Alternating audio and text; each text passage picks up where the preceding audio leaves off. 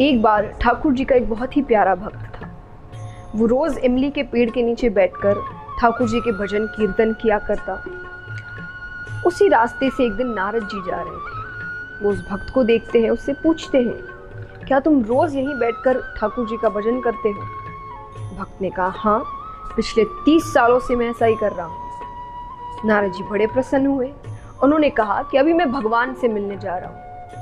अगर तुम कुछ संदेश देना चाहते हो या उनसे कोई बात कहना चाहते हो तो मुझसे कह दो। भक्त ने कहा, बस एक प्रश्न है मेरा कि मुझे भगवान दर्शन कब देंगे? नारद जी ने कहा, ठीक है।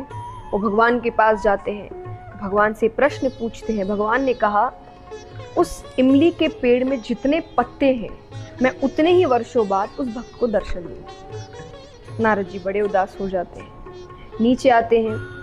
भक्त ने पूछा कि आपने मेरा प्रश्न पूछा क्या? नारद जी ने कहा, छोड़ो वो बात, कभी और करेंगे। अरे, भक्त कहते, ऐसे कैसे छोड़ो? मैंने भगवान से वो प्रश्न किया है, मुझे उसका उत्तर चाहिए। नारद जी ने कहा, तुम उदास हो जाओगे। बोले, नहीं, मैं उदास नहीं हूँ, आप मुझे उत्तर बताइए। नारद जी ने कहा कि भगवान ने कहा है कि इस इमली के पेड़ में जितने पत्ते हैं मैं उतने ही वर्षों बाद तुमसे मिलने आऊंगा। भक्त वापस पूछता है, भगवान ने ये बात खुद कही है?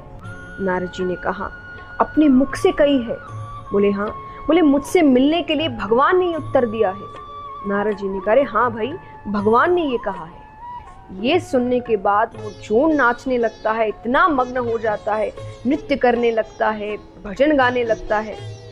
ऐसा करते करते अचानक वहां पर भगवान प्रकट हो जाते हैं उसे दर्शन देने के लिए। नारद जी को बात अच्छी नहीं लगती। नारद जी ने भगवान से कहा कि आपने तो कहा था कि इस पेड़ में जितने पत्ते हैं आप उतने वर्षों बाद इसे दर्शन देने आएंगे। अरे, जब इतनी जल्दी ही दर्शन देना था तो मुझे क्यों झूठा बनाया?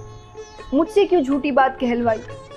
भगवान कहते हैं, मैंने झूठी बात नहीं कहलवाई। जिस गति से, जिस तरीके से वो भक्त जब तुमने प्रश्न किया था मेरी भक्ति कर रहा था, उस गति से तो मैं उतने वर्षों बाद ही उसे दर्शन देने आती। लेकिन जैसे ही उसे ये पता चला कि भले ही वर्षों बाद पर मैं उसे दर्शन देने आऊंगा, जिस गति से, जिस उत्साह से उसने मेरी भक्ति शुरू की, मुझे तुरंत ही आना पड़ा।